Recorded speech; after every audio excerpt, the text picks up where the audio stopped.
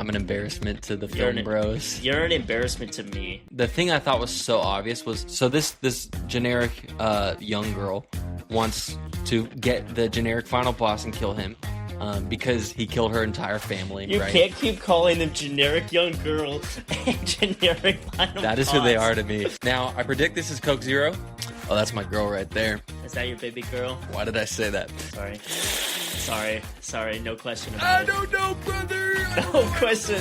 No Bro, question. Superman is... Dude. What's up, everybody? Thank you for watching Real Friends. I'm Caleb. I'm Cole. And today we are reviewing Supergirl, the second film in the DCU, in James Gunn's DCU, sequel to Superman, in a way, more of a spinoff. Supergirl. We're going to be reviewing that on the pod. But first, we're going to do our Luck of the Draw segment. Today, I had the honor of planning our Luck of the Draw. And Cole doesn't know what I have planned. But I'm pretty excited about it. I hope it goes well. We'll see. All right. What we're doing is a keep one, cut one bracket. Ooh. So, I have a full bracket written out right here. Oh my goodness, bro made an actual bracket. What is this, March Madness? Yes, bro. And what I have is a bunch of movies. Okay. And I'm going to list 2 movies, and we're going to have to keep a movie and cut a movie. Okay, bet. Right? Is it me or is it just me, or are you doing it too? We have to agree. Oh, okay. So we have to fight it out. We have to debate. I'm ready. I'm ready to go. We have to debate. We have to agree. But stick to your guns. Like, don't just give it to me. I'm not just going to give it to you. We have to be. Give it to you? I don't know. My takes are going to be objectively right. Okay, so no, you have an awful dude. We just went public to the social media world the other day. Yeah, and we have received a little bit of hate for our blind rankings from last week. But you know what? We say it with our chest. We say it with our chest, but honestly, blind rankings are meant to be blind. I didn't know Interstellar was going to be in 5th place. So, if anything, it's the audience's fault. Okay, respectfully. Yeah. Am I allowed to say that? Am I allowed to say they're wrong? Nope. No. Okay. This is not all right. This is off the rails. You guys are so right. I am so. You guys are right about everything. You guys are so right. But let's get back to the luck of the draw. Caleb, what are we doing? All right. Keep one, cut one bracket. Here's our first 2. Here we go. I have Into the Spider-Verse and Spider-Man Homecoming. Is that a real question? Yes. They're both great. Into the Spider-Verse. Okay. I'm not mad at that, but Homecoming deserves a conversation, brother. Homecoming is a great movie. You mean the Homecoming top. You mean Iron Man 4? Stop. You're joking. You're not one of those people. Brother. Do you mean Iron Man 4? All I'm going to say on this, brother, is my response to the Iron Boy Jr., Iron Man 4 allegations in this movie is that the whole theme of Spider-Man's story is that while he has all this fancy Stark tech and this like crazy technological suit, the whole movie is about if you are nothing without the suit, you shouldn't have it at all. And he has to find the Spider-Man within himself back in his OG pajamas, and it's cinema, okay? So, it's a top 3 Spider-Man movie, but so is Into the Spider-Verse. They're both in that top 3. You don't agree? I'm going to disagree that Spider-Man Homecoming is the top 3. But I'm just going to... We could go down a rabbit trail. Okay? Yeah, we could. Into the Spider-Verse. Phenomenal soundtrack. One of the best soundtracks in the Spider-Man movies. Okay, they absolutely cooked on that. The "What's Up, Danger"? Okay, when he's about to. What's up, Danger? When he's standing on top of the rooftop. What's up, Danger? Okay, I'm not asking you to sing it. I'm trying to give you my point. I appreciate it. I appreciate it though. Yeah, that's for later. I wanted to remind everyone how the song goes. Oh, okay, actually, go again. Let them hear it. What's up, Danger? Okay, so okay. But for real, the scene when he's standing on the roof, and I think it might have been in the trailer, I don't remember, but he jumps off the building, he puts his hood on, and he's like reflecting in the glass with "What's Up, Danger?" And he's on his way to go meet up with all the other Spider guys. Oh my goodness. That scene alone It's is just why a leap of faith. It's the leap of faith. That scene alone should put it above Homecoming. You have to agree with that. You have to agree with that. Honestly, I am good with choosing Spider-Verse because Okay, great. of what you just said. It's incredibly written. It's an incredible story. And the animation alone, it was literally groundbreaking for animation. It was the first of that style, and it's one of the most incredibly animated movies ever. So, you know what? I agree. And right. I agree for all those reasons. I just wanted to highlight a pivotal scene. You know, because if I care that much about that scene, that means the movie's done its job getting me to that point. That's where I'm going to end. Needless to say, I keep in check. It was a bad, nevertheless. Wait, is that the lyrics? Now, baby, I'm a wreck.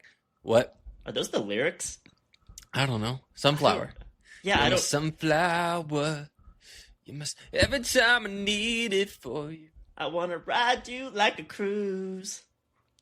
I want to ride you like a cruise. Okay, what's the next bracket, bro? All right, next one. Into the Spider-Verse. Moves on. Next one. Tenet. Christopher Nolan's Tenet versus you know how much I love Tenet. Dune. This isn't a conversation. It's Dune. Yeah, it's Dune. It's Dune. There's a part of me that will die hard for Tenet, and I'm an average Tenet enjoyer, and I want to. You would be. Okay, we'll get to that later. You would be. However, Dune 1 is phenomenal. But without Dune 2, I do not think it stands on its own because it feels like Act 1.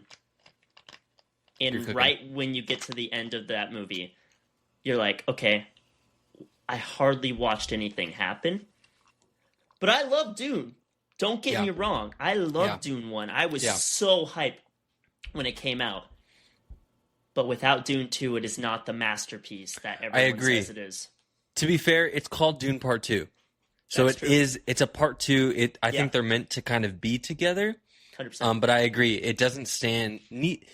The first one doesn't stand great on its own. But Dune moves on.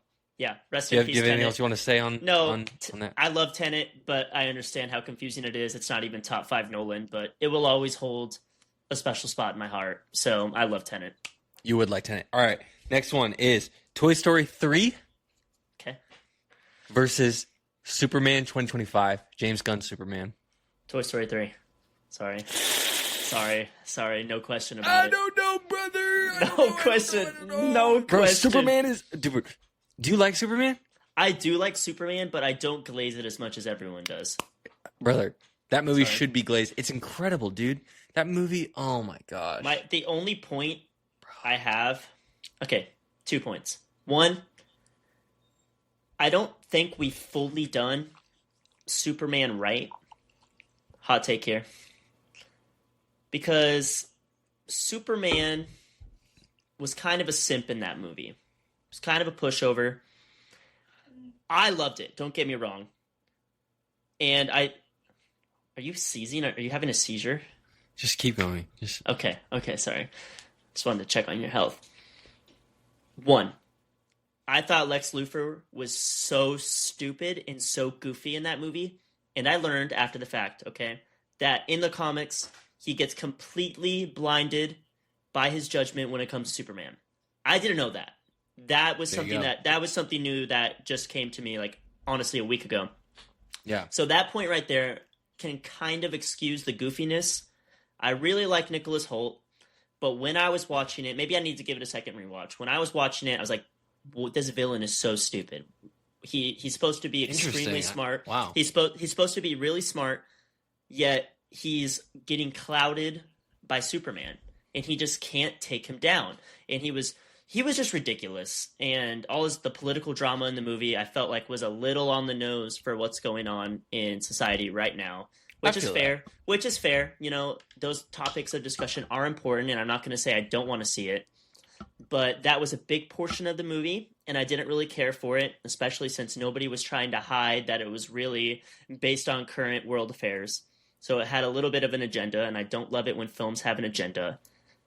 Yeah. And I just felt like Superman was kind of not showcased at the highest power that he could have been. But I also understand that Superman is a nice, he's a funny. I really think they showed him well by He's being wholesome. funny. By being funny, because Yes. I also learned this, that Superman is very funny in the comics. And Man of He's not Steel... supposed to be this extremely stoic figure like Henry Cavill's was. So Man of Steel Superman, I like the tone of that movie more, but he was also very stoic, and he wasn't fun to watch. So I think they did better in this Superman with his personality. Hey, what's that? You're look making for? me sick to my stomach. I am literally defending the tone of the movie right now. I'm comparing it Wait, to... are you saying you like the tone of Man of Steel better? Or Let me finish my sentence. I like the tone a lot of Man of Steel. I started my sentence wrong. I love it. I love the tone of Man of Steel. I love the music. Shut up. Shut your mouth. You good. I like the tone of Man of Steel. But I like that this Superman is wholesome and funny and is more accurate to the comics, so I have to respect that. In all honesty, I need to give this movie another watch. But I didn't like that Supes was kind of a pushover. And that's pretty much my take. I've only watched it once because I wasn't crazy about it. Maybe I'll give it another shot so I can have another discussion with you on this. Yeah. But want to know what I have seen multiple times? Toy Story 3. In that freaking scene when Andy gets rid of all of his toys and he gives them to the little girl, Bonnie. Yes. Cry. You're not taking that Pixar movie from me. I don't care what you say. Here's my response. And this, you know what? Hot take alert. Here we go. Don't say it. Don't say it. One, Toy Story 2 is the best Toy Story movie. No, cap. 2 thumbs Toy down. Story 2 is better. I'll let you I just rewatched these movies like 2 weeks ago. In Toy Story 3, the best part of that movie is the incinerator scene to the end. That's a period of like 20 to 30 minutes. Everything before that is good, but it's not peak Toy Story. Nothing before that super hits you like emotionally in the feels at all.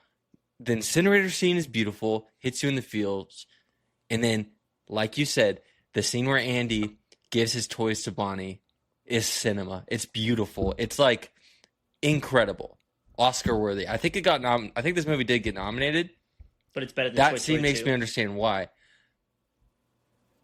No, Toy Story 2 is better as a full movie. I think Toy Story 2 is better, and I think it's peak Toy Story. I don't remember an Oscar nomination for the cone scene. The cone scene is great. Now, I will agree that Toy Story 3 has had a major cultural impact, and I don't think Superman has. I wish it has because I love that movie. I think it's incredible. I think it's great, dude. I don't want to give it up, but you know what? I think it's been good. I will give this to you. I will give this to Toy Story 3. I think Toy Story 3 has been good for longer than Superman has been good for shorter. And I think that the nostalgia for Toy Story 3 is reigning supreme here. Even though I respect your take, but I think that's why it kind of has to go through. I'll give it to you. It's had a bigger cultural impact. I will give Toy Story 3. So I'm going to write this down. Listen to this. I will go back and rewatch Superman because after watching Supergirl, I need to go back and give it some love. Yeah, because for sure. Actually, I'm not even going to spoil anything. No, I'm not going to say anything. Don't give me anything. Don't give me anything. I'm not going to say anything. So keep going. All right. Keep going. All right, Toy Story 3 moves on. All right, next one is Star Wars The Last Jedi versus Moana. The Last Jedi. Yeah, Last Jedi. I'm not going to lie. I don't think I've seen Moana all the way through, but I also We watched it together in theaters. Moana? Yeah. A bunch of us went. It was like youth group went. Yeah. Yeah. I don't remember that movie at all, but I remember going, so that kind of says everything I need to know. The Last Jedi moves on. I think The Last Jedi gets a lot of crap. It does. It's the most controversial Star Wars movie. It's a beautiful... It looks gorgeous. Rian Johnson cooked. There's a few scenes in it that are ridiculous. I don't like how long they're in space for. But I enjoy it every time I watch it. I'm so glad that you're a Last Jedi enjoyer. The scene at the end when they're on the salt planet and great. Luke Skywalker and he's just yelling more. The iconic meme. Absolute cinema.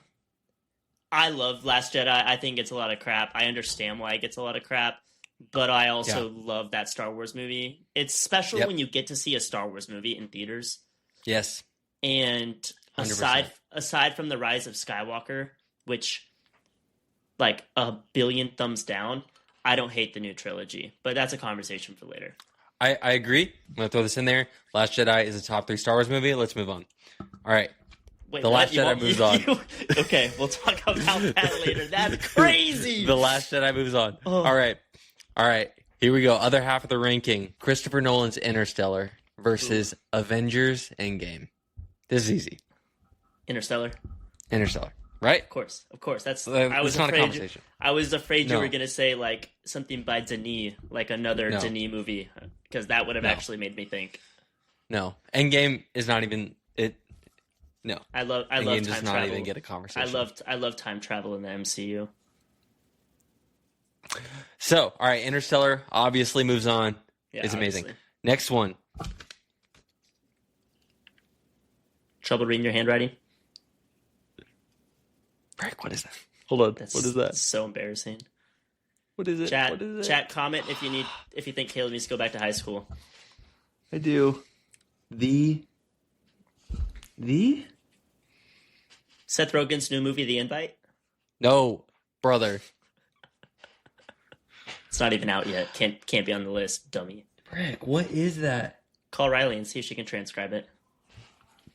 She can't. Oh, I know. That was a joke. It looks like...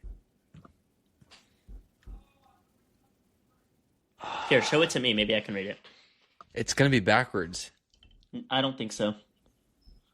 It's this one that my finger's on. EG? No, under EG. Oh. I can't read that. Sorry, Chief. Morpheus? Okay. Morbius? I should just make up a new movie. What are the letters you have written down? Can you even tell? A lot of thought. It looks like THE to me. The Social Network, maybe? No. The Batman? It is the Batman! Gosh. Yes, chef. You're a genius! Okay. Sweet. I cooked on it, bro. All right, next round. We have the Batman versus Deadpool. Deadpool. But this also, let me give you my reason. I need to go back and evaluate Batman again because I, off original watching, didn't love the Batman. Can you give me this one? We've talked about this. You don't think Deadpool is better than the Batman? I love Deadpool. Deadpool is iconic. But Batman is a whole nother level of filmmaking. Like I'm so serious. Batman is like prestige film making. Like it is such a well-written movie. It's incredibly acted. It's the best Batman movie ever made. Wow, that's a hot take. Okay. Robert Pattinson, dude, this is the only movie where Batman is like truly a detective and is actually like really smart. I know some people think he's stupid because he can't figure everything out immediately in that movie. That's not true. Movie's incredible. Paul Dano as the Riddler is incredible. Robert Pattinson plays a very does he know? Robert Pattinson plays a very depressed Bruce Wayne, which we've never seen before. But I think is a very realistic interpretation of a guy whose parents were murdered in front of him on the street as a child. And I love Deadpool. I love Ryan Reynolds, dude. I can see. Thank you, King. I needed that. I do that in good faith. In my heart, I can't give you that because I don't even know if I agree with it. But you needed that. That's probably going to be. I needed it. That's going to be the only take. I'm like, I don't support this. But I gave you Toy Story 3. Yeah, but you had a good reason for that. You could acknowledge a lot of good reasons. I just genuinely can't say for certain, okay, I understand your point. Yeah. Because I don't know. That's what I'm trying to say here. But keep going. That's fair. All right. So, the Batman moves on. Next one. Guardians of the Galaxy. Great film. The first one. Great film. Versus The Dark Knight. Guardians of the Galaxy. I've spoken. I know I said that Dark Knight isn't top 5 Nolan, But The Dark Knight is fire. The bank heist scene, it's good. The bank heist scene is so good. It introduces the Joker beautifully. No words. It is. Nobody says his name. It's like, that's crazy. The boss told me the same thing. Pop. Yeah. Beautiful. And he's there on the job with him. That's insane. But. Yes. But Guardians of the Galaxy, brother. We saw that for free. Remember that? We got a free ticket to see that. No, I don't remember that. We watched it together, though, right? Yeah. We went with some people from church, and someone we knew worked there, who had a friend that worked there, and I didn't care about Guardians. I thought this movie looked retarded. I thought it looked stupid. I was just going because it was free. Yeah. Boy, was I wrong. I've never been more wrong about a movie in my life. Guardians of the Galaxy has to go past Dark Knight. It has to. We're probably going to get a lot of crap for that. Guardians of the Galaxy is better than The Dark Knight. I've spoken. I'm conflicted, but in my heart, I feel like that's right. Ugh, all that's right. hard. Guardians of the Galaxy moves on, and I'm so happy. All right. Now, our last one of the first round, Barbie versus Avengers Infinity War. Infinity War. This isn't a conversation. We don't even have to explain it. Ken was the best part of Barbie. And he wasn't. I'm just Ken. That was the whole point. It was supposed to be anti-men, and the man was the best part. But we can move on. Factual. All right. Now, we're in our second ranking. So now the movies we've already ranked are going to go against each other. All right. Great. So we're going to have to start making some really hard decisions. Here we go. Next round. Into the Spider-Verse versus Dune. Into the Spider-Verse. Into the Spider-Verse. Into the Spider-Verse. Okay. Send it up. Okay. Send it up. Okay. Like Kanye West once said, send it up. Yes. All right. Into the Spider-Verse moves on. Next one is Toy Story 3 versus The Last Jedi. The Last Jedi. We're going Toy Story 3. Brother! You're such a Toy Story 3 glazer. Bro, you straight up said The Last Jedi is a top 3 Star Wars film. I'm not competing with that. I am not competing with that. This is not the way. What do you mean you're not competing with that? Like you don't want to side with me on that? Yeah, I can't concede that point. And I think we need to flip a coin on this one. I don't know if we're going to agree that The Last Jedi is better than Toy Story 3, respectfully. Brother, The Last Jedi is a beautiful and realistic continuation of Luke Skywalker. Luke Skywalker. Everyone wanted him to be the legendary hero. Instead, he's a depressed old man because he made mistakes. And he has to come back from that in this movie, and he does, and it's awesome.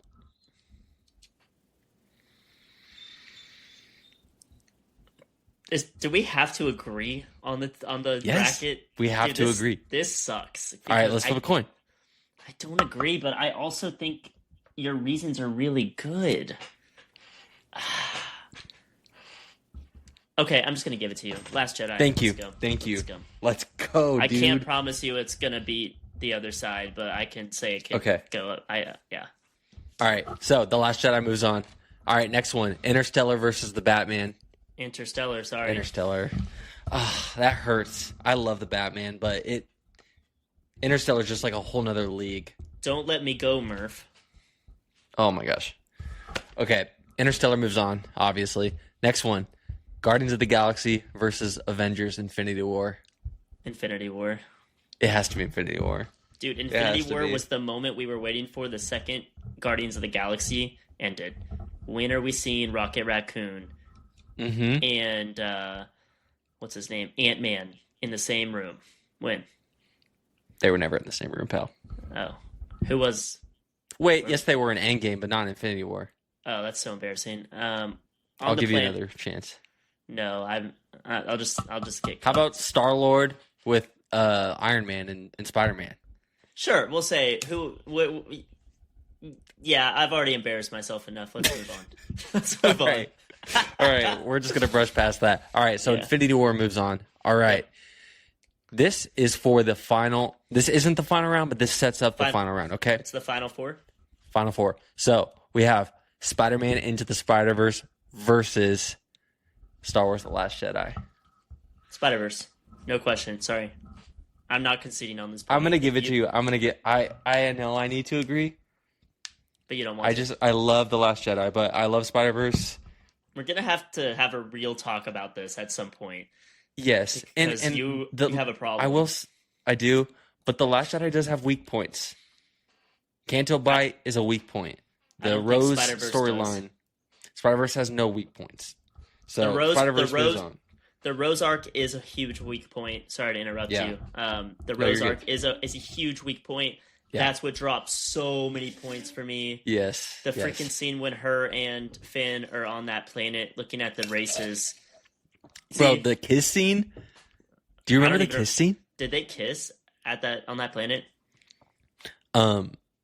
They kiss in the like final battle scene. She kisses him and it's the most like non-chemistry kiss I've ever seen in my life. That's when Disney was like, we have to support everybody. Let's move on. Moving on. All right. So Spider-Man into the Spider-Verse moves on. That was the moment. That was so funny. All right. Hey, you can't be canceled if you just say crazy things. That's like the exact opposite. We're uncancelable because we don't care. Exactly. You're only canceled if you care what the internet thinks, and I don't care. Dude, bars. Dude, all right. Throw me some. Yeah, I'll give you some nuggies. Thanks. All right. Thanks, Daddy.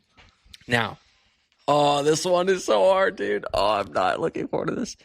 Next round is Interstellar versus Infinity War. They're both in my top 3 favorite movies of all time. Stop talking. I need to think. I know what the answer is. I just don't know if I have the strength to say it. Me too. On 3, let's say it. 1, 2, 3, Infinity Interstellar. War. Wow! No way! Oh, buddy. Is it opposite day? It's opposite day. I was expecting. Have we switched bodies? And it hurts my heart saying that. I do not believe that, but I think for the cultural phenomenon from 2008 to 2018 that was the MCU, Infinity War was one of the biggest moments I have ever experienced in a theater. Yeah. Uh-huh. And to discredit that over an absolute masterclass movie like Interstellar, I think would be a shame, because I think Interstellar is a better movie, but I can't discount the emotions I had going into Infinity War, especially when freaking Star-Lord screams and it's like, my girlfriend, oh my god, yanks off the thing.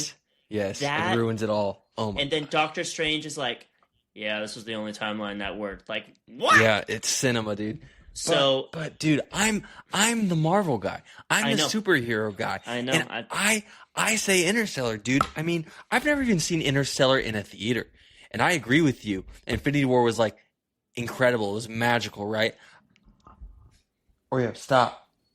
Yeah, shut your dog up. We're trying to talk about movies. Okay, I think she's good. Brother, I've never even seen Interstellar in the theater. And Infinity War, like you're saying, was one of the best theatrical experiences I've ever had. It's in my top 3 favorite movies of all time. But Interstellar, dude, like Matthew McConaughey. I know. You don't have to tell me about it. His children grow up missing it because he spent a very short amount of time on another planet, brother. Bro, okay. All right, brother, you're not that guy. I'm not doing it. Bro. Oh my gosh, dude. Yeah. In the bookshelf scene. Ugh. The bookshelf scene. I agree. I know. I'm probably wrong here. There's no right answer to this question. I am just basing it. This is completely objective. Hear me out. If you're not a film bro,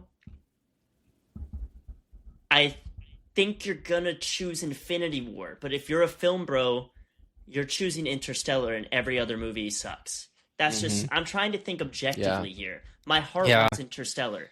Yeah, I love no, yeah. Hans Zimmer, Mountains, No Time for Caution. This little maneuver is going to cost us 51 years. I can't say that that's wrong, but as horrible as this sounds, I'm picturing scenes from the movie. Me too. I actually felt emotions doing that, and I was doing it as a joke. Think about the docking sequence. The best. The what? Docking sequence. Oh, yeah. Come on, TARS! All right, that's enough. Bro. I don't know. It's the best film score of all time, for sure. It's definitely Hans Zimmer's best work. I think we are going to give it to Infinity War because... That hurts my heart, but I know it's right. Me too. Because I had this thought a second ago. I definitely remember more scenes from Infinity War. Infinity War is way more rewatchable. And... Dude, it's just... There's more good... No, not more good scenes. No. There is... I don't know. More exciting. It's more exciting, brother. I think we should move on because we're going to talk in circles about this because we don't want to say definitively which one's better. So we just have to go with our guns. Yep. All right. Infinity War defeats Interstellar and moves on to the final round. Here we go. The final round. We have Avengers Infinity War versus Spider-Man. We have Avengers Infinity War versus Spider-Man Into the Spider-Verse. 3? Infinity War. I'm not even doing a 3. Sorry. It's Infinity War. I agree. Bro, we already had the finals. Okay? We already had the finals last round, honestly. We had the final bracket for the rest of brackets ever created. That was the final bracket. I'm sorry. That was the final boss of all brackets. Yeah. Infinity War. Who taught you how to write? Go put that back up. What is that handwriting, bro? Literally, my mom is so disappointed in my handwriting. She should be. Yeah, I am ashamed of myself. Mom, if you're seeing this, send Caleb some money for masterclass or something so he can learn how to write. I need to go back to kindergarten. All right, and that was our keep one, cut one bracket. The winner was Avengers Infinity War, which I think is one of the best case scenarios for this. I'm so disappointed in us. We really just put a Marvel movie above Interstellar. I love Marvel though, so I know that's crazy though. My heart is happy and sad at the same time. I'm shocked that we went opposite. I'm so shocked that we went polar opposites because you're always the Marvel guy and I'm the film bro. So that's crazy. And we switched up, bro. Switched at birth. Am I right? All right. Why'd you bring that up after this? All right, let's move on. Yep. Caleb, yep. What have you done the past week? You know, what's been special for you aside from completely obliterating this podcast by putting Infinity War above Interstellar? Oh man. More like what haven't I done in my life? Am I right? Yeah, Mr. Popular. I spent time with my family, my wife, and my son.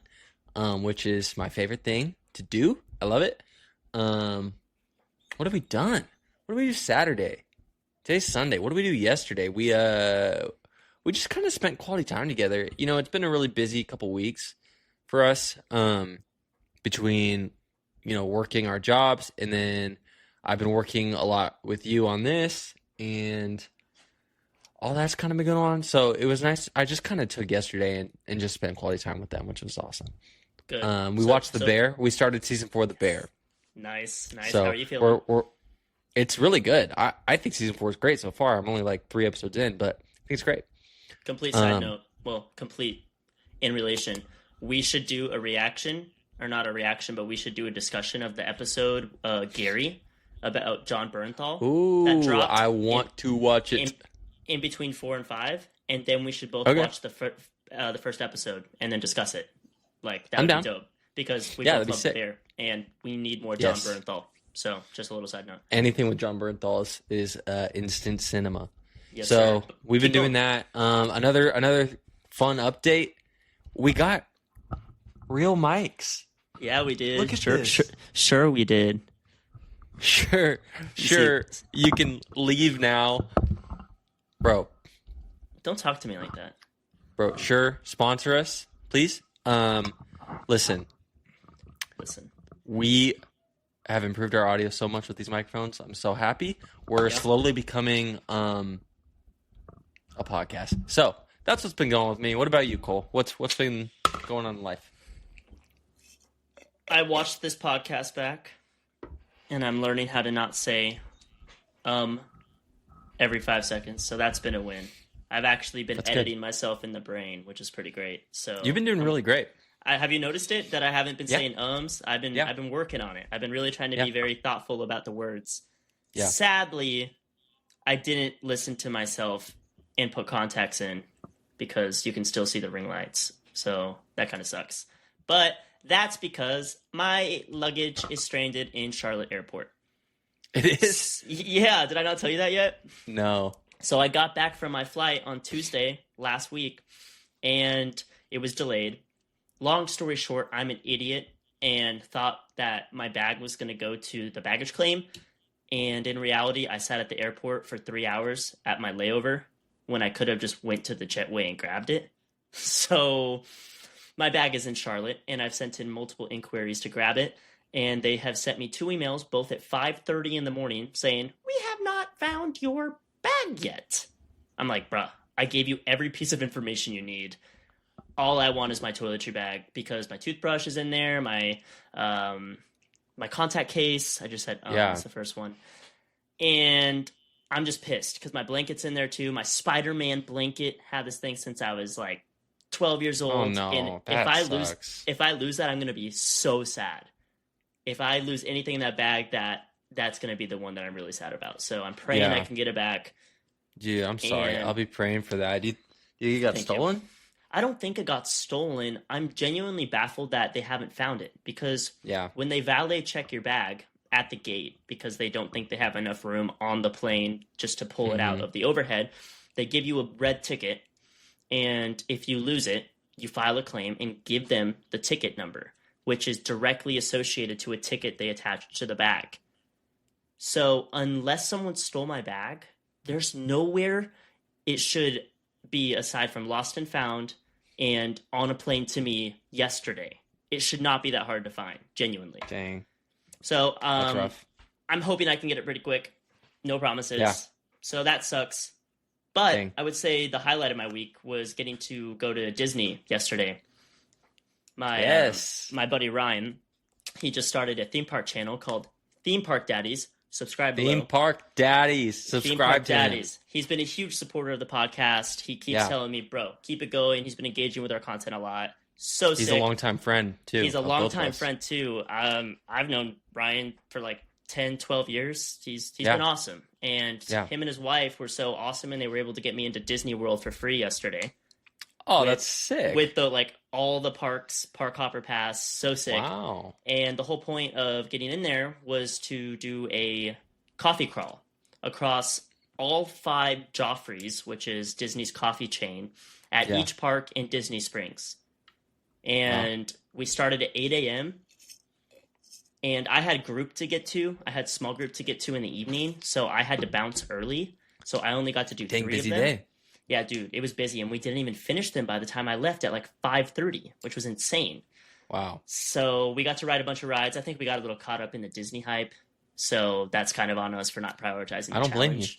But, we got to drink a lot of coffee. If you want the quick review before he posts the video, don't get coffee at Joffrey's. It's pretty mid, and it's overpriced. It's not good. But if you're an average consumer who likes milk more than they like coffee, go to Joffrey's. You're gonna love it. Dang. That is a take right there. Yeah, so that's pretty much what I've been up to. I've been running and gunning all week, but getting to go hang out with Ryan. We went to Tampa a few days before. We're vibing out there. So just spending a lot of time with one of my best friends before I move back home. That's been a massive W this past week. That's awesome, dude. That's amazing. All right, cool. Well, let's get into the main event. Yes, sir. Supergirl review. It is time to review the DCU's Supergirl, directed by Craig Gillespie, starring Millie Alcock as Supergirl, Jason Momoa as Lobo, and some other people are also in this movie. Let's do a countdown. 3, 2, 1, go. Give your rating. Okay. 3. Wait, let me lock it in. Yep, let me lock it in too. I'm really needing. All right. Okay. 3, 2, 1, go. 4.5. 6.5. Wow. I mean, it's a lot higher than I expected, but that's okay. I mean, it's pretty low for me. It's pretty low. It's pretty low. I had it at a 5 earlier, but I thought about it in that split second, and I was like, I need to bring it down a little bit. Yeah, no, for sure. Non-spoiler review? We're gonna do a non-spoiler review, and then we're gonna jump into spoilers. We'll warn you before that, because this is a brand new movie, just came out like 2 days ago. So, 100%. Let's jump into non-spoilers. I mean, I took some notes during the movie. I was not a big fan of this movie. Man, I had high hopes too. I mean, there is a mixed response, but you know, this is the second movie in the DCU, and James Gunn is overseeing the DCU, and I have faith in James Gunn because he doesn't really miss that much. And he didn't direct the movie, but with his oversight, I really trusted. But man, this movie, I don't even want to call it a movie. It's just like it feels botched. You know what I mean? Yeah, it felt like someone came in the studio and was like, we have to redo everything you've done because we need to prioritize this for second screen viewing on the couch. That's what it felt like when I was watching it. You know what I mean? I like 100% agree. It feels like studio interference. Yeah, like the dialogue was horrible. I could not stand the dialogue. I could not stand the exposition within the first 10 minutes of the movie. I wrote that down. Yes. What scene are you talking about? Are you talking about a specific scene? It's for me, it was the scene where the main bad guy, I'm just going to call him generic final boss. Yeah. He's killing the generic parents, child character, her generic parents. Yeah. He's killing them, and then he's like, "Do you know why I'm here?" And then the dad's like, "To steal the most powerful weapon in the universe." And then he just murders them all, except the little girl for some reason. Mine happened even earlier in that scene. It was the second the scene started, the camera moved in from like the outside to the inside of the house. Yeah. And it shows the dad and the mom, and they're like, he's here. He's on his way. We'll just give him what he wants.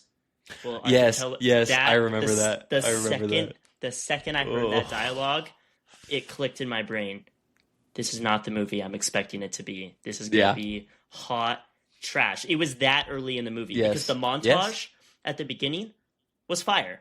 It was fire, and I don't want to give too much stuff right now because we have a whole spoiler section. But from the jump, I was just not rocking with it, and the exposition was horrible. This movie has great color grading, and I think pretty good cinematography. Yeah, I'll say that the production quality of the movie, I didn't have a single complaint with. It was completely story structure based. Everything else about the movie, it was done really well. I didn't even notice any CGI problems, no green screen garbage. It was pretty great. I did. Wait, which scene? But we'll get into that later. Okay, we'll get into that later. I redact that. I saw one. Okay. There was one at the end. Okay. I wrote down, is the dad, the generic dad, is he Noah Khan, the artist, the singer? Do you know? The full guy? No idea. He looked exactly like him, and I was genuinely like, is that Noah Khan? Let's do a quick Google search. I don't think it was, but I was like, brother, like, even casting someone that looks that similar to Noah Khan, I think was a mistake because it was so distracting, at least for me. He was not. Okay. Okay, that's fine. Moving on. Okay. So I wrote down that, you know, the generic final boss and his group of thugs, right? They do all this stuff where they like generic final boss is crazy. That's such a fitting name.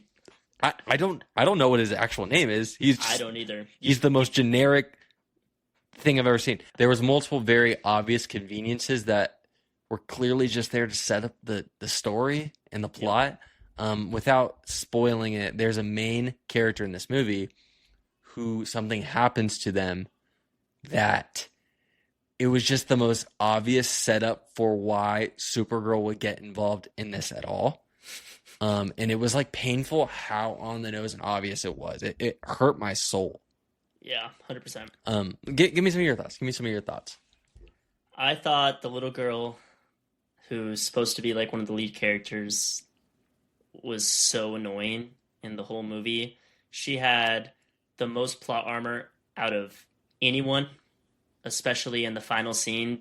Like, there's like a Mad Max style thing going on. Yep. And she just is bulletproof, which is a little ridiculous.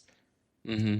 I also thought they nerfed Supergirl when it was convenient throughout the entire movie. Yeah, totally. 100%. Which was really ridiculous considering there was a huge plot point in the third act where she does get nerfed and then the goalpost completely changes for no reason. I was so frustrated. Yeah. Yep. I think the script could have been completely reworked. It's shocking to me that someone at DC, specifically you, James Gunn, sat down, read that script, said, this is it.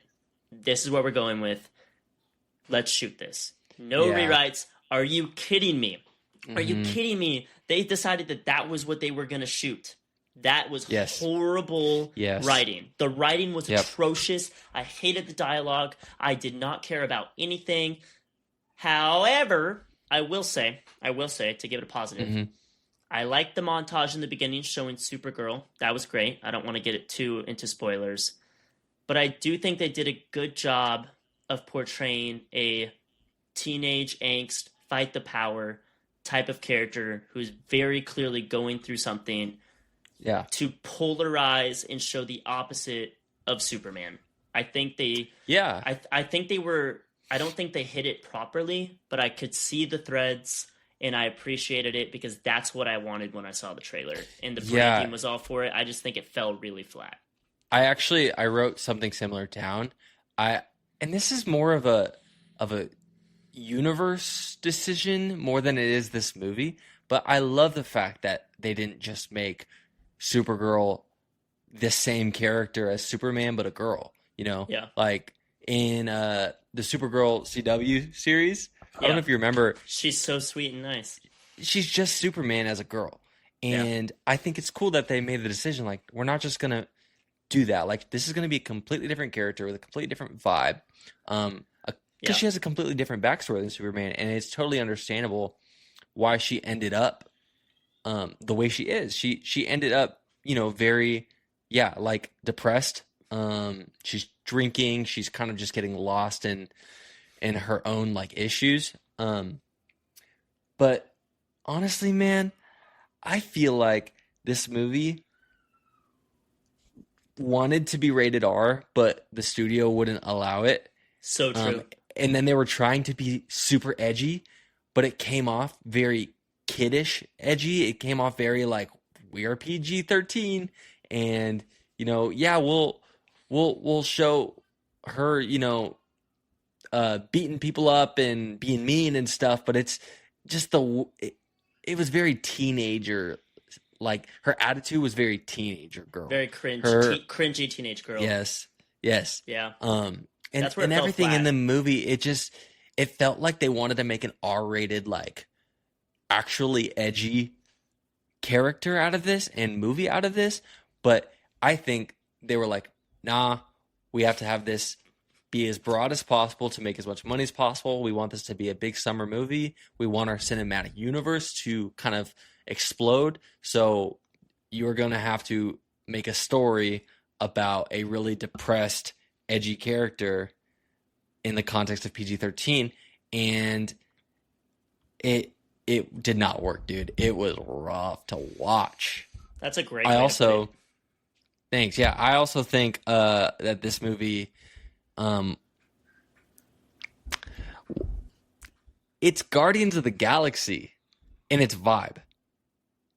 Are you saying as a positive? No. It's a vibe? I did not set that up correctly. Are you saying the vibe is Guardians of the Galaxy but not done right? The vibe of this movie, the aesthetic of this movie is literally just Guardians of the Galaxy. Like carbon copied. Like the sets, the different worlds they're going to, the aliens they meet, the generic villain. His group of bad guys is just the Ravagers from Guardians of the Galaxy, but worse. They act like the Ravagers. They look like the Ravagers. They do the same things as the Ravagers. And this was a big criticism in the marketing. People were like, this looks like a copy of Guardians of the Galaxy because it's playing kind of like this like music, and she's wearing the headphones, and she's in space, and like the way the sets are decorated and everything, it looks exactly like Guardians of the Galaxy. Like I almost feel like, to save money, maybe they reused a lot of stuff from Guardians of the Galaxy. That may not be true, but that's just how it felt to me. Like literally aesthetically and in some ways tonally, very Guardians, but without the quality of Guardians. Yeah, I completely feel that. Do you have anything else specifically before we get into spoilers? Yeah, let me just give a couple non-spoiler positives. There is some really great... I know I said it's Guardians of the Galaxy vibes in the sets, and that's a negative, but it looks good. So I'll give it that. Like the production value was good. Like I said, the color grading, cinematography, and a lot of the CGI. Like, dude, Crypto looks like a real dog. Wait, is Crypto? And Crypto's 100% CGI. Nope. Yo, I didn't know that. Crypto. Yeah. That's a positive. That's a huge. That dog looks freaking big real. Positive. I want to pet Superman that dog. and in this movie. I want to pet it. CGI. Give me that dog. Let me pet it. Let me ride on the dog. Yeah. Let's ride around Superman's flat. Let's do it. Yep. I will say that. Sorry, I lost my note. Let me find it. It's okay. You'll do better next time. Maybe. Let me find it. Me when Elwood doesn't know what he's saying. Say this. I am tired of the trope in movies of just eccentric characters for the sake of being eccentric characters. The main villain of this movie, generic final boss, is very eccentric and theatrical, and like he loves to cause chaos. For what? Brother, they did not give any emotional weight to this villain. There's no backstory. There's no reason to care. We don't even know why he wanted weapons, besides just like, that might be a spoiler. True. We don't know why he wanted what he wanted. We never find out. There's no reason to care about this guy at all. He's eccentric for the sake of being eccentric, and I'm tired of movies doing that, bro. It reminds me of like Lex Luthor in Batman versus Superman. Jesse Eisenberg. Where he's very finicky and eccentric and just crazy for no reason. You know? And I'm just kind of tired of that trope. I feel like it's everywhere. Yeah, I can agree with that. But I think those are my non-spoiler thoughts. So we don't love this movie. Not a great second movie in the DCU. It felt like studio interference. Maybe it wasn't.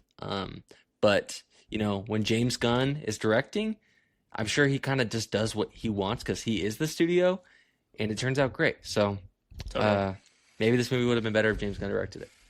Oh, no question. Or if they just let the director do his thing.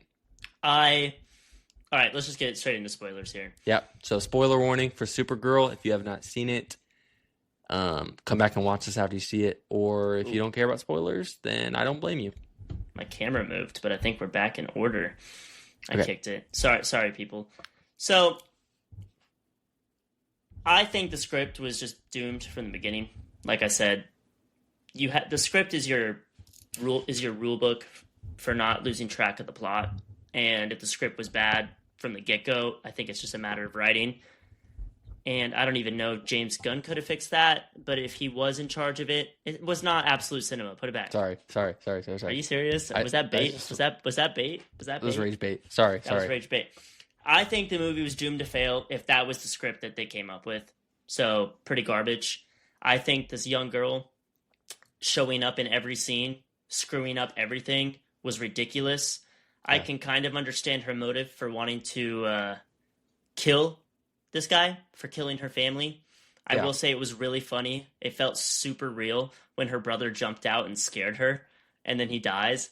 Like, that felt so goofy and stupid. Yeah. Like, it felt very Guardians-y, which is what we kind of discussed. But worse. And if the movie didn't suck, that'd be great. I would have been fine with it, because that is so freaking funny. If the villain was actually good, I would have been chilling with it. Yeah. But bro jumped out to scare his sister, and then died. Like, I laughed, and then I didn't care. That was in the first 10 minutes of the movie. Yeah. Crazy. Yeah. So I hated her. I hated her character. Me too. I appreciated Supergirl trying to save her innocence, and that might be the only message I liked in the entire movie was revenge isn't going to get you anything, because then you'll be like me. And she's like sad and depressed and working through a lot of things. Oh my gosh, dude, I have some issues with that. Like, let's wait till we get there in the movie, though. With my opinion, or with that? Not itself? with your opinion. Okay. But I don't think they executed that well. Oh, okay. So I like that they were trying to do that message, but I don't think it fully landed. Agreed. And I was talking to Tristan about it, and Tristan was saying she should have just killed her. Killed the guy. Like, her family's dead, my family died, I'd want revenge. And I think there's a way about doing it where you resonate with it, where maybe Supergirl could have had some more raw information with her about why you don't do it, more like sisterly advice. But they had like zero chemistry on screen. I hated the fact that at the end of the film, she's like, come on in. Let's go on a ride together. Let's go party with so bad. What's the dog's name? Crypto. With Crypto, like, let's go party with Crypto. I was praying to God she didn't leave the dog. That was what it was being set up. I was like, bro, Crypto better not be staying on this stupid planet with her. I hate this little girl. This little girl should have died too with her family. Like, low-key, little girl should have died. That's such a crazy take. Why on earth? Here's a take. Last thing before I keep side trailing. Why didn't they just fly Crypto to the sun? Yes, exactly. That's what I've been saying, dog. Bruh. Yes, I get it. You literally. can't transport the dog without hurting the dog. They said that. Right. And I was like, all right, I bought that. Then it occurred to me. Get on a spaceship and fly to the sun, and Doggy will be healed, because apparently kryptonite's the only thing that can hurt you if you're a Kryptonian. Am I wrong? Such a weak excuse for a story, dude. Bro, they just add that line in there. Oh, moving him will hurt him more, just to give a reason for him not to go to a sun, because he would be instantly healed, dog. Lazy screenwriting. Yes, literally, Supergirl gets shot with kryptonite arrows, and you see her cells being overtaken by kryptonite, right? And then she gets in the sun, and you see it go away, right? So, kryptonite is the biggest weakness of Kryptonians, including Crypto, the super dog, right? Mm-hmm. All of them. Superman, Supergirl, Crypto, they would all be most vulnerable to kryptonite. Anything besides kryptonite is less dangerous. If she can go in the sun with her cells overtaken by literally the most dangerous thing for her, he could have been instantly better if he went to the sun. Brother, Crypto is maybe my biggest problem with this entire movie. Because, one, it's a repeated plot element from Superman. I don't know if you remember, but Crypto gets kidnapped by Lex Luthor out of the Fortress of Solitude in Superman, and then Superman goes on a whole journey that's like the whole second act of the movie to save Crypto from Lex Luthor, just because he's good. He cares about the dog, even if it's just a dog, right? And then this movie, the entire movie is about saving Crypto. That's Kara's whole motivation, brother. And it's ridiculous. It's so stupid. Because, one, like I said earlier, how did those guys just happen upon Kara's ship in the middle of an isolated field? Like, brother. Yeah, that was so stupid. The thing I thought was so obvious was, this generic young girl wants to get the generic final boss and kill him. Because he killed her entire family. You right? Can't keep calling them generic young girl and generic final That is boss. who they are to me, and nothing will change that. Okay, Make a better movie, and I'll give them better names. Valid, bro. So that's her obvious motivation, which is like that works, right? They needed a way in for Kara because they want her to be this edgy character that doesn't care about anyone, but they also needed her to like care enough to like get involved. So they repeat a plot element from Superman, and Crypto gets shot. And then, dude, literally the lines were so cringy of the doctor freaky lady saying, you have to cure him in 3 days or else he'll die. And then Kara's like, okay, 3 days. 3 days. 3 days. Do you remember that? Yeah, 3 days. Don't forget, like, every 5 minutes, she tells someone I have to save my dog. Yes. Yes. Like, bro, it's the most obvious plot setup of like, okay, this is how we get her to go. And the plot setup is she has 3 days to save her dog. And this other little girl wants to kill this guy and blah, blah, blah. Also, another thing, right? A big part of the story is how the generic girl gets her generic family killed because of the weapons he creates, right? And she has this sword that he creates, right? So I expected, and maybe there's like a comic backstory that I don't know about, but some payoff they set of the up sword. yes, they set up the sword so much to be like this special thing. There's nothing special about the sword. I expected like her to pull it out and like, I don't know, it does something crazy that like just absolutely wrecks people. It's just a sword. Yeah, it sets the dad up to be in charge of some major arms dealing. Yeah. Or something. Like he has a forge that creates the most powerful weapons in the universe. No. Right. No. Nothing. So their death just feels inconsequential. Mm-hmm. And you expect something more the entire movie. Yeah. Nothing happens. Nothing happens I will with say, that sword. I will say something that I can be very specific on now is when I said that this movie is trying to be edgy, but it just comes across so corny. The arm wrestling scene in the bar. Oh, I didn't. Do you remember that? that? Yeah, the arm snapped. I didn't like it. It was just so cringe to me. Like, you're gonna settle this over an arm wrestling match with that was fair. Random aliens. Stupid. Yeah, it was dumb. I'm a baby. I didn't like the crunch, but I thought that was really gimmicky. Little gimmicky. Yeah. Yes. Another thing that bothered me, and this is on the storyline of Kara's trying to prevent this girl from getting revenge because it'll corrupt her and ruin her, right? Why? And don't get me wrong. I agree she should not get revenge. That is bad. Yeah. Why is Kara, her character, so insistent on this? Has she done that? That's a good question. I was expecting okay, that's so true. I was expecting there to be a lore backdrop of her killing someone or something on Crypto. Getting some revenge, yeah. Krypton? Am I dumb? Is the planet called Krypton? Okay, thank you. Like on Krypton, I kept expecting those flashbacks to show her killing someone and her having deep regret. Yeah. And nothing paid off from that. Yeah. So like what is her motivation for doing it? Is she just like harboring all this pain and sadness from her mother dying? Is that legit all the trauma she has that warrants her? Don't do that. Your soul's going to break into 7 different parts. You're never going to be the same. Like, there was no okay, that is actually such a good point, and I knew there was something itching there. And it goes back to the golden rule of making a movie: show me, don't tell me. Right? Yeah. That was a huge problem in this movie is they tell us so much, but they don't show us. Right? They tell us that Kara. They kind of imply that Kara has gotten revenge, and now she wants to protect this little girl from going down that path because she knows what it'll do, but they don't show Kara going through that, so there's no real reason to kind of believe it. 100%. Another thing is this generic girl is so generic and has no personality, and neither did her family. And I wish they had a scene that really showed them like bonding and together, like an extended scene where the characters and the family are together talking. I wanted to care so that it hurt that she lost them.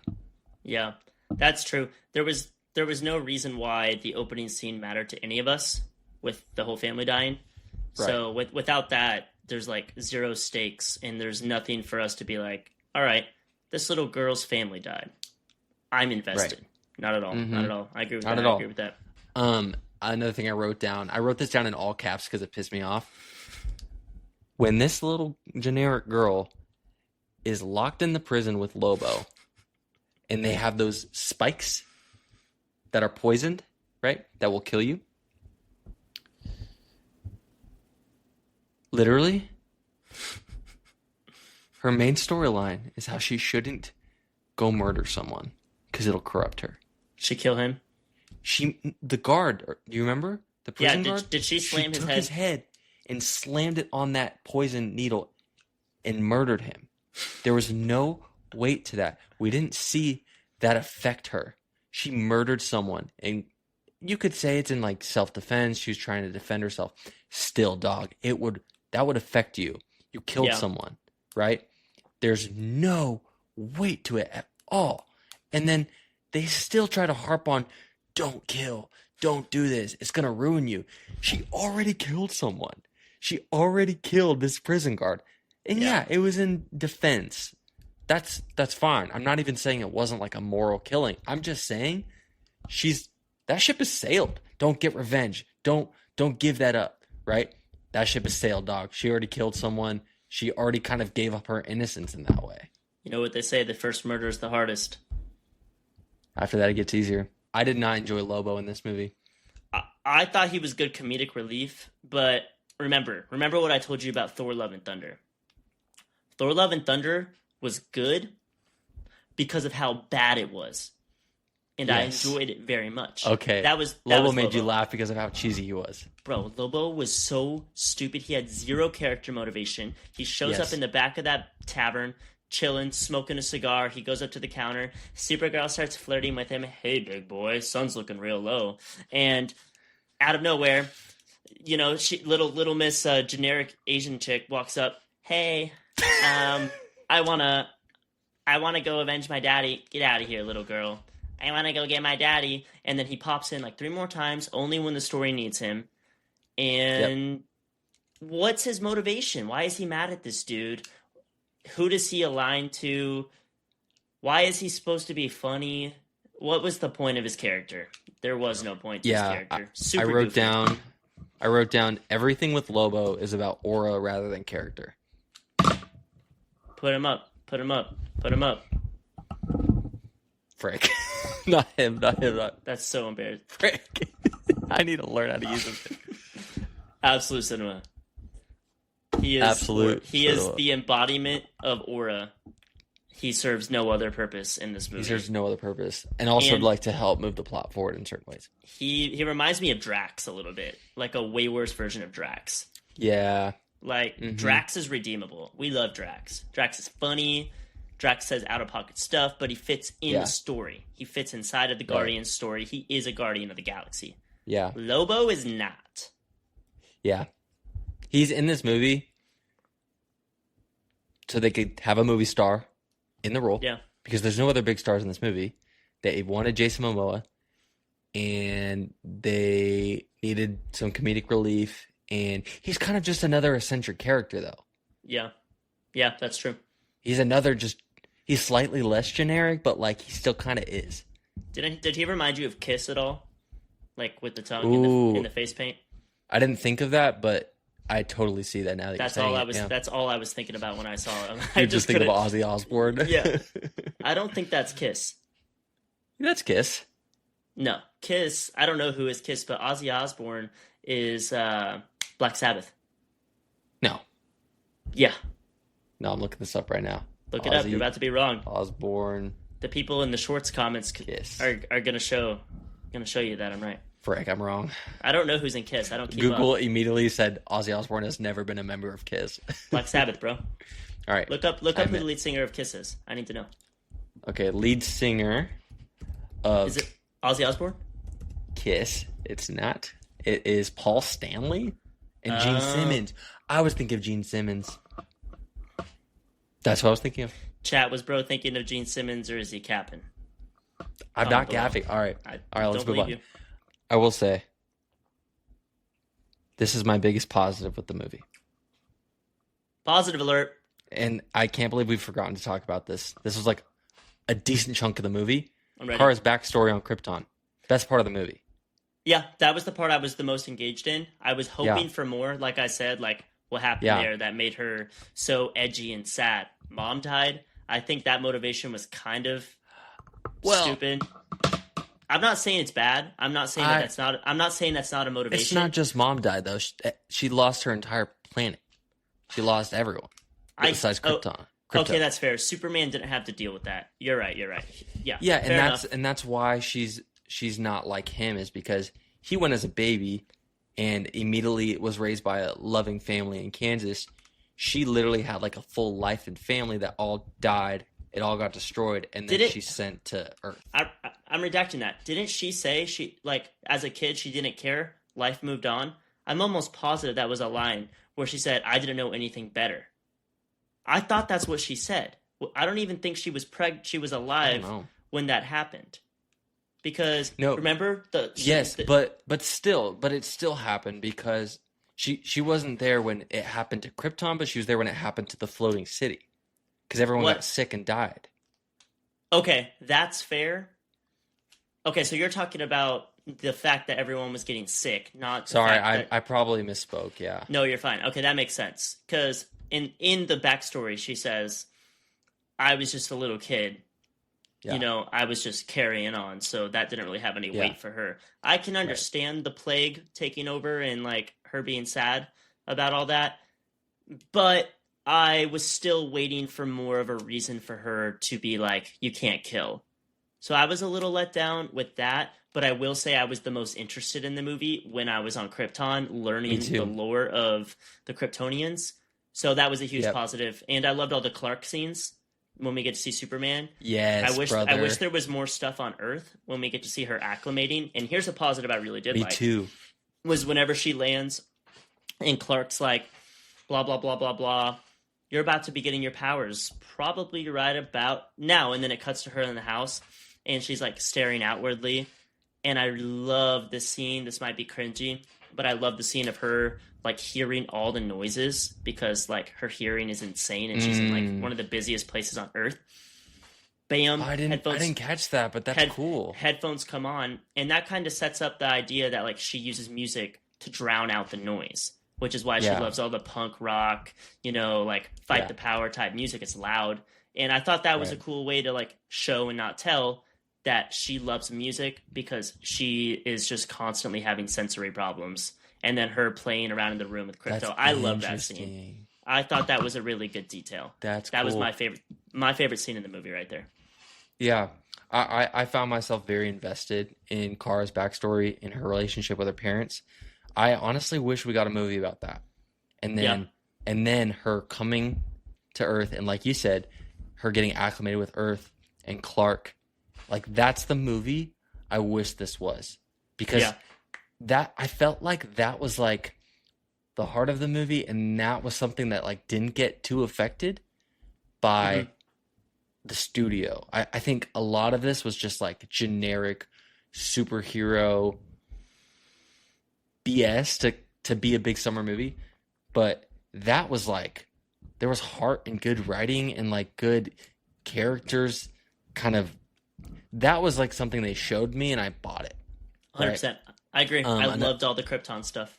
Yeah, there was a line in it that her dad says because she's kind of like, it doesn't matter if I die, everyone's dying. Like, I'm not leaving this city and leaving you guys to die. And she says, like, I'm just like one person. I'm just one tiny life. And the dad says, you are not one tiny life. Sorry. The dad says, you are not one tiny life. You are your mother's life. You are my life. Parenthood. Pull it up. Pull it up. Frick. Peak cinema. Bro, it's beautiful. Great. I love that. That was great. Like, that was great. To me, that was like, and as like a new dad, I'm like, yes, that is parenthood. Like, I thought it was like, oh yeah, keep going. Sorry.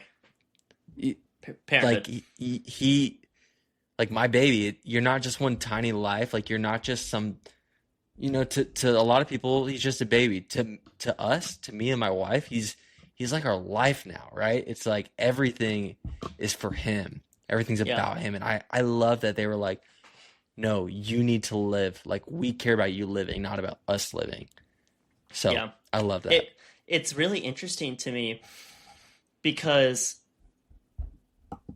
her dad was the exact opposite of Clark's dad. Superman's dad wanted him to go and control Earth. Her dad was the exact opposite, but he ended up great. Superman ended up the savior of the universe. Oh. And she's the one that ended up all janky, but that's also because she experienced more hardship than he did. So I thought it was That's I thought it was a cool dynamic. Like, he's sent there to conquer, but he doesn't know that yet, even though that was the intent. She was sent there to do good and not control, but she's the one that has more of that mental problem because she endured all the hardship that he never had to. Very interesting to me. I thought that was pretty cool. I love. I didn't think about that, but I love that. I love that the uncles, had two separate perspectives on life, and I think that scene really showcased the heart of her character, because I think she really did want to be a good person. They were just kind of forcing this, like, it kind of felt like the studio was forcing an agenda, and they wanted her to be this edgy character, and that's fine, but she has to have motivation, and she had no motivation aside from getting this freaking dog who we've already seen be rescued before. So Completely whatever. And so I will say, one more note that I have of something I hate about this movie is that she finally convinces little generic girl to not kill the bad guy, and she's like, "All right, mate, I'm not gonna kill him. I'm gonna walk away." And then Kara kills him. Well, I think that was bound to happen. In my head, that was the whole setup. That was what the entire movie was setting up for. Let me kill him because you're still innocent. That, I knew that was going to happen. I was waiting for it. Was I a little annoyed? Yeah, I was annoyed. But I was expecting it because she's a hypocrite. She's a major hypocrite. Why should I root for her? You shouldn't. There's no motivation for us to root for her. There's no motivation. I didn't care anything about her. When she was dying, okay, let's run it back. This will probably be my last thing because it's getting a little long. And we could critique this. I agree. The movie nerfed her when they needed to, and they made her strong when they wanted to. I just landed on this planet that has green and yellow sun, and I'm sick right now. Ugh. Little Asian generic girl pops out of the plane. The second that the plane's about to leave. I wonder who jumped off the plane. I can't see her. It's the little Asian girl. We all know who it is, right? She's already snuck on to a ship earlier, too. Yeah, so she can just do whatever she wants. The story says she jumps off this plane. She jumps off this plane. Sorry, she jumps off this ship. All right, she drags Supergirl all the way to this cave. All right, whatever. Adrenaline. All right, Kara's dying. I need water. She goes and gets water. Gets kidnapped. We keep cutting back to Kara dying from the kryptonium, right? And the way they're shooting this makes you think, all right, it's not going to be yellow for a long time or something, right? We have no idea if she's going to get her powers back. Probably not. They're setting this up for, like, this little girl is their only hope. That was what I was expecting. I would have much rather loved it if this little girl, came up with some stupid way to save her. I would have loved that, even if it was dumb. They were committing to Kara being nerfed. Because I can respect that. The bad guy had a plan. Generic final boss had a plan. Get them on this planet where she can't be useful at all. Pop off. I'm all for that. But no, they kind of left it open where it's a yellow and green planet. Whatever. Mm-hmm. All right, we follow the little girl. She goes and does her stupid little girl games. Keeps cutting back to Kara. I'm dying. That's like the type of stuff you do when someone's bleeding out. When there's no hope for them. Right. Or someone's going to come to the rescue and save them at just the last minute. I can get by with that. Yeah. Nope. She gets captured again. Again. On the top of the jet thingy, on top of the ship. And guess who shows up? It couldn't be Supergirl, who just had a Luke Skywalker moment on a planet. One moon goes down, one sun goes down, the other sun comes up. So convenient. I am healed all of a sudden. Give me all the sun. Right at the exact moment she was going to die, the sun sets and the yellow sun rises. But we're not done yet. We're not done yet, Caleb, because she didn't have her full powers yet. Remember when she had her full powers? Like 5 minutes later when she flies up and she soaks in the sun and the stuff fully leaves her. Now she's fully activated, even though she basically had her full powers when she popped in to save little Asian generic girl. Bro. Dog, why do you bring Asian into it? You could just say generic girl. Is she not Asian? No, she is. She is. Oh, sorry. It's just You're funnier right. to say that. No, you're Bro, right. She is Asian. they shouldn't have. I can understand up until that scene because we can't have an OP Supergirl the entire movie, which I appreciated them doing with the red solar system. Like, cool. She's getting drunk.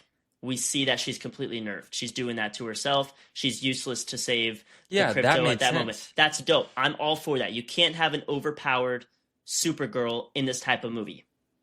But when you nerf them in the third act and act like they're still nerfed, but then kind of maybe she'll be able to have superpowers, and then you completely go back on it because the script says so. I'm not buying it. That's my rant. Stupid. That's my rant. Yep. I that's the thing I hated the most about this movie. That was so ridiculous. Yeah. And my final note is just, I wrote this down. My final note that I wrote down for this movie: any scene with David Cornsweet as Superman on screen is pure cinema. Loved it. Loved it. He's the best. He's the best Superman, dude. He is warm and wholesome and good. And they find a way to make that wholesomeness that could be really boring. They find a way to make it work, dude. He's also funny, and you feel the just care he has for his cousin, that he's genuinely like worried about her and wants her to feel like he's there for her, even though she doesn't pick up the phone and she's a jerk to him and she leaves for months, and in the last movie left her crazy dog with him the whole time, right? But he just genuinely sees her pain and hurt and cares about her. And I like the ending scene of her coming to Earth, her showing up at his apartment and just saying like, I'm gonna be here for a while. And you see that she's kind of been able to work through some stuff.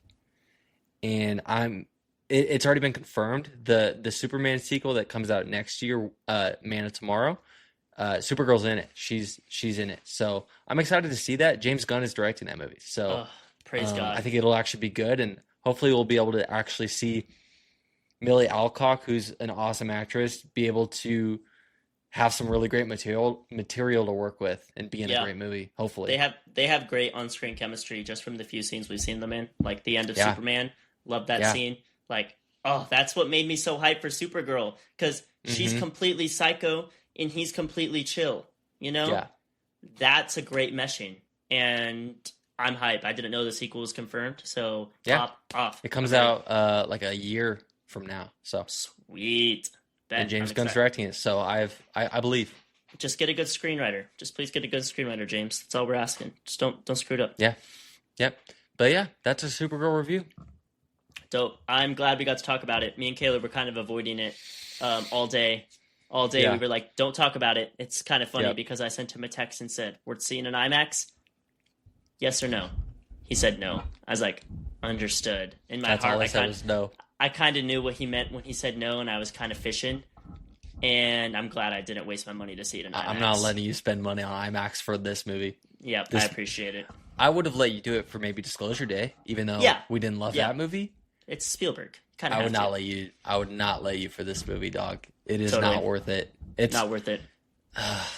I almost want it to succeed just because I want James Gunn, the DCU, to succeed. I want a really great DC universe. Yeah, that's successful. But I don't want this movie to succeed because I don't want to tell them that this quality is acceptable, because it's not. I mean, the box office is already kind of saying that with the Rotten Tomatoes score sitting at like 36%. Is it really? The movie's completely flopped, and I've been doing everything to avoid stuff online. At first, I heard it was a mixed bag, and then I heard more that it wasn't a mixed bag, but I was still trying to have hope because, like I told you the last episode, I'm really bad about letting the internet dictate my opinions, so I was really trying to go in with an open mind, not read any reviews, not read any internet discussion. That way I can formulate my own opinion based on my own stuff. And I really do think I need to start raw dogging it to movies, just fully solo, you know? What? Keep going? What the heck? What does that mean? You were doing what at the movies? I was chilling by myself. Did I say you were something raw dogging weird? it? Yeah, I was raw dogging it at the movies. You never do that? Let's move on. Great. I need to start seeing more movies alone. That way I can fully lock in and not have any expectations. I love seeing movies with people. But maybe on like a second or third viewing, I need to go alone. That way I can formulate a good opinion. That's the whole point. I feel that. I love seeing movies with people. I love seeing movies by myself. I'm learning how to do that. I'm enjoying it a lot. So go see a movie by yourself. It might change your perspective. Yeah. But yeah, I think that's our not disclosure day. What movie was this? I already forgot. Supergirl. That was our Supergirl review. That kind of sums it up. I don't even remember what we're talking about. So go see it if you want. Just don't see it if you don't. I don't really care. Whatever. I hope the next Superman movie doesn't suck. Do we have anything else we want to hit? I don't think so. I think we discussed what we needed to. Dude, we've been going for a hot minute. I think we've been going for over an hour. We've been, dude, 2 hours. Do so much editing. That's okay. A lot of this has been troubleshooting. We've been having a good time. Yeah. And I've had fun. It's been a good time. Absolute cinema, even if the movie sucked. We did our Coke. We did what we were up to. Maybe we just end with what we're watching. Caleb, what did we be watching? We did our Coke. We did not do Coke. All right, guys. We are going to do a quick little blind taste test of some Coke variations. We got Coke Zero, Diet Coke, controversial kind of rivalry. I'm a Coke Zero guy. Cole, what are you? I'm more of like a Coke guy. I don't prefer... You would be. I don't... Grow up. Okay, Caleb, don't act like you don't drink energy drinks in the shower. But we're going to move on. We're going to move on from that because that's a story for another time. Because we have stuff to talk about. Yes. What reigns supreme and why are they better? So, Caleb, you have two in your hand, right? Right. Yeah, I was about to do the sniff test. Which one smells better, objectively? Or subjectively? I guess it's subjectively. There's no right answer. This one smells better. The one without the straw. Okay, can you tell me now which one smells like Coke Zero since you're an absolute... I think the one that I think this one. I think the no straw is Coke Zero. I think the straw one, I think it's Diet Coke. Okay, great. So, take your first sip out of the Diet Coke. All right. I predict this is Diet Coke from the smell, but here we go. Okay. That is 110% Diet Coke. I have literally not a single doubt in my mind. I know that's Diet Coke. Okay. Because it's bitter and gross. Okay. Take a sip of your baby girl then. Oh, God. No way. What? You're such a baby, bro. What just happened? Brother, Let it out. I have crushed ice in this, right? Did you suck one in? I have crushed ice in this, right? Yeah. There was like a tiny little one in the straw, and I wanted to suck out the residual liquid to not cross-contaminate the flavors, and it went directly into my windpipe. Wow, that's so beautiful. That's rough. That's hilarious. Okay, now I predict this is Coke Zero. It's time to try it. Here we go. Oh, that's my girl right there. Is that your baby girl? Why did I say that? This is Coke Zero. No doubt in my mind. This is delicious. It tastes like Coke, but it's not overly sweet. Okay. And it's the drink of men. Great. All right. Do you want to... Okay, which hand is... We kept it accurate, right? So we know which hand is which. Right. Okay. We recorded a little bit of us prepping for this, so hopefully you can see the chaos that is prepping this. Maybe some BTS. Hold up the left hand, and I will tell you what that beverage is. This is the left hand. Diet Coke. I was right. Dude, I know ball. I'm so proud of you, Caleb. I knew you wouldn't That's ball fail. knowledge. Thank you, King. Thank you, King. Ball knowledge. I'm really proud of you. You didn't doubt it for a single second. So nope, I was 100% confident, and I was correct. Excellent work. You deserve a trophy for that, but not from Thank me. You, King. From someone who actually cares. All right, Cole. Now it's your turn to blind taste test. Give me your do the smell test like I did. Give me your prediction before you sip it. But before we go anywhere, I need you to answer me this. I have 4 straws to choose from. Okay. All from Dutch Bros. I think this is purple, orange, green, blue. Okay. Which 2 should I use? Purple and blue. Great. Purple, blue. Goodbye. Great. So we're going to do the blind sniff test. And I don't know these sodas nearly as much as you, so I would say I have a less chance. Because you do not know ball.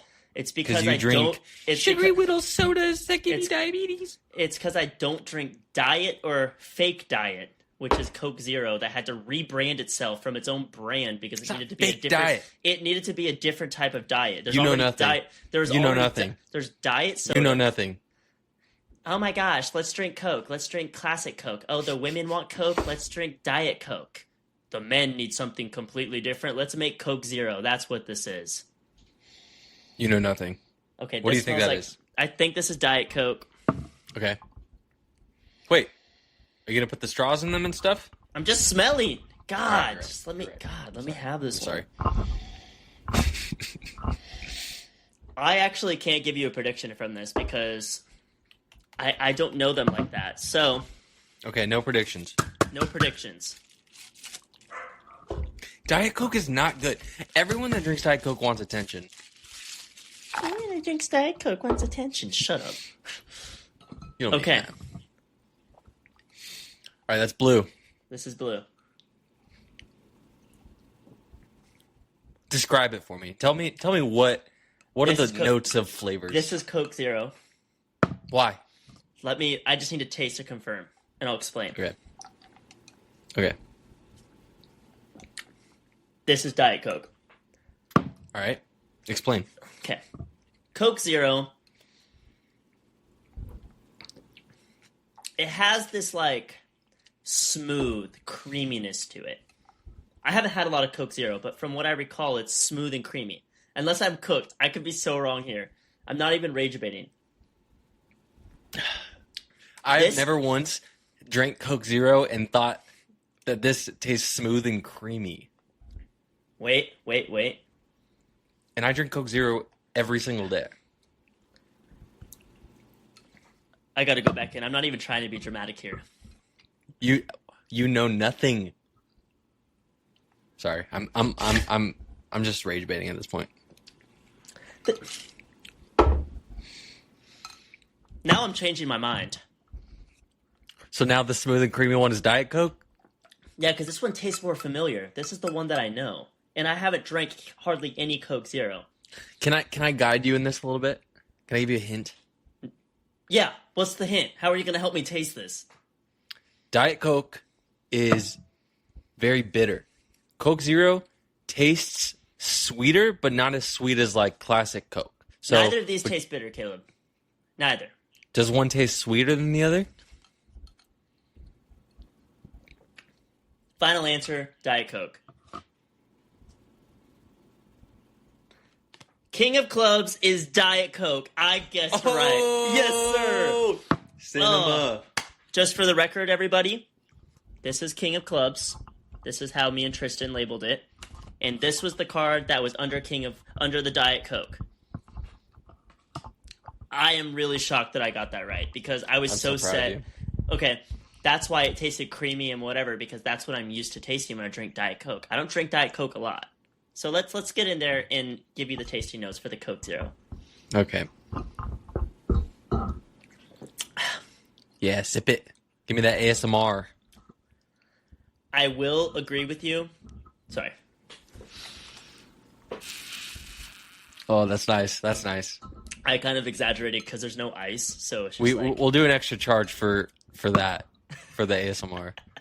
Yes, first super chat to do it gets a private video. Yeah, we're putting that behind a paywall. Behind a paywall. No, you're right. I will agree with this. Diet Coke tastes completely different than regular Coke, and the note of Coke Zero is closer to Coke is probably what convinced me otherwise. Tristan also said the same thing to me today because I was like, we're going to do this blind ranking. He said Coke Zero is just a better Diet Coke that tastes closer to Coke. So you guys are right. You guys know ball. But I got mine right. So here we go. Give me a little cheers. Cheers. Boom. And that was that's beautiful. Because I grabbed the Diet Coke because that's what I wanted to drink. I feel the opposite. All right. Coke. We love you. All right. Can't be giving that out for free, dog. We got to start making money off this podcast. Brother, now you're joking. Bro, your face is so red. Oh my gosh, dude. I was memeing. Tristan, Cole needs resuscitation. Brother, are you good? Welcome to Real Friends, where we try not to die on the pod. Oh my gosh. Brother, are you good? Do you need a minute? You need to take a walk? King of clubs for the win. Bro. What's up, bro? Oh my god. It would be us that like something like a taste test would be too dangerous for us. Dies on Real Friends episode 2. Brother. There's no better way to die. I wish we weren't actually having problems like this right now, but we are. That was actually so... Dude, the fact that we both choked to try to do this... Dude, and we've had so many problems trying to get this technology to work for us, and then we choke when we finally start filming. But I will say, when you're ever in a sticky situation, just pray. Just pray, God, let this work. Because the second me and Caleb both prayed about it, the tech started working again. It did, and now it's working very smoothly. Thank you, Lord. Because I was like, bro, I just prayed, and it's working. And Caleb said, I just prayed too. So to all you homies out there that ain't praying, when you're in problems, just pray. Absolute cinema. That's good. And I got to say this. Coke, I love you. I drink you every day. Not you. Yeah, I was talking about Coke. Was Coke about to return? Remember Coke from back in the day? Oh, yeah, OG. No, but I was talking about Coke, the corporation, as well. Oh, okay. Well, this is kind of my thing right now. Keep going.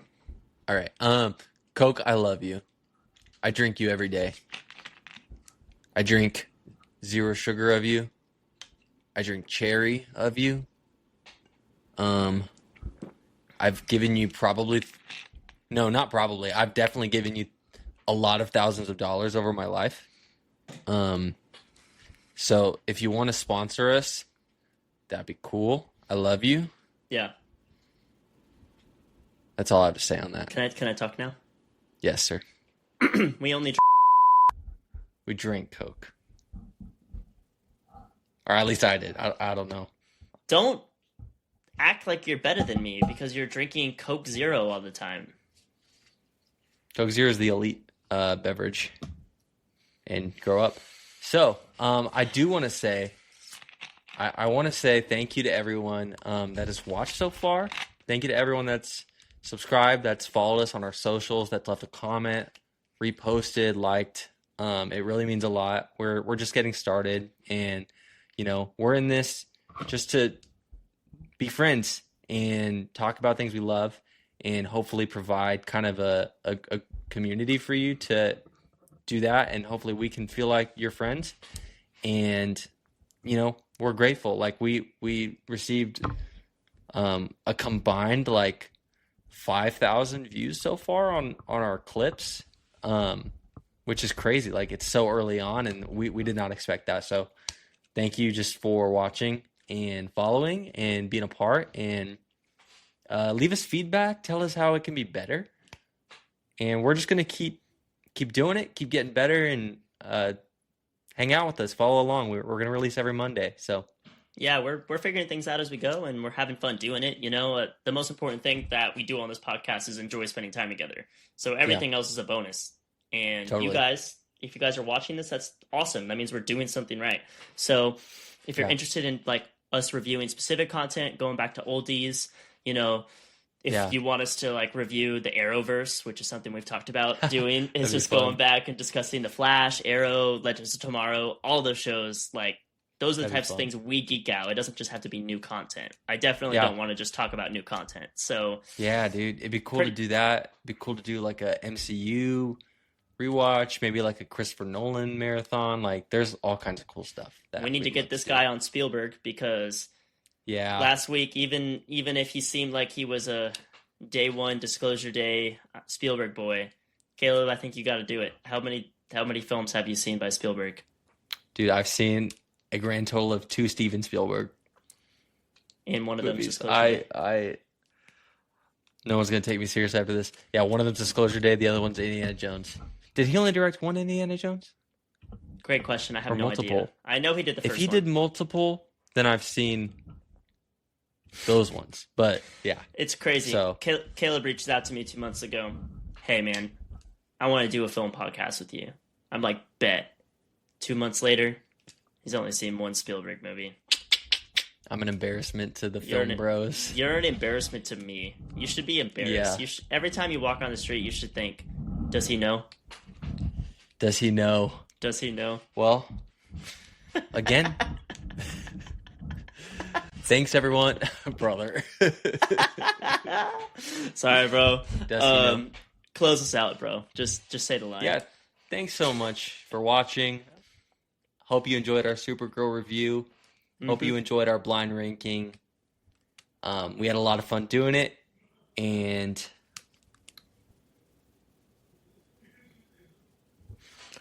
thanks for being a real friend. Hold on.